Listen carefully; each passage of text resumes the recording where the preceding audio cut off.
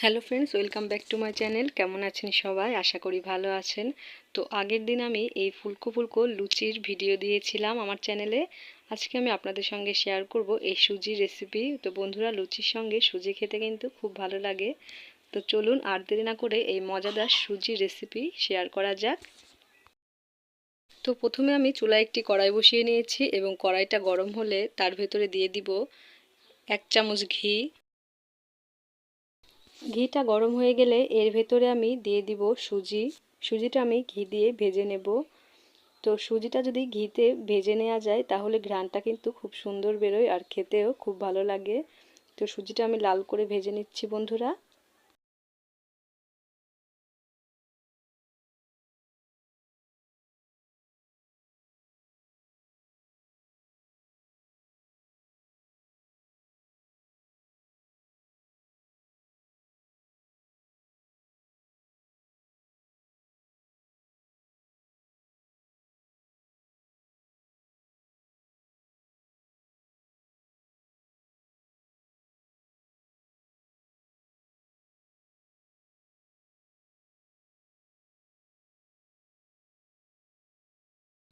সুজিটা খুব সুন্দরভাবে ভেজে নেওয়া হয়ে গিয়েছে, দেখুন লাল হয়ে গিয়েছে।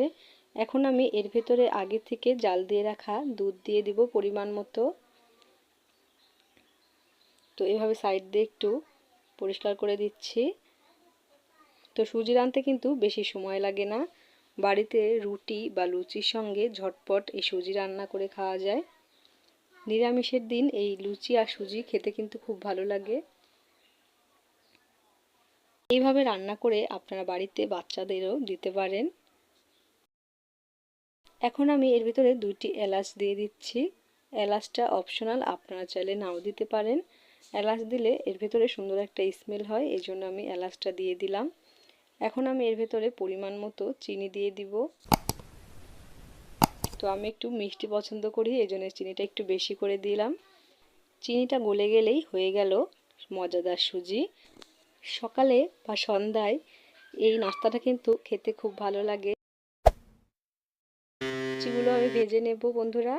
লুচির সঙ্গে এই সুজি খেলাম আজকে, তো খেতে কিন্তু খুবই ভালো লেগেছে। আপনারা বাড়িতে এই রেসিপিটি অবশ্যই একবার হলেও ট্রাই করবেন। ভালো থাকবেন সবাই।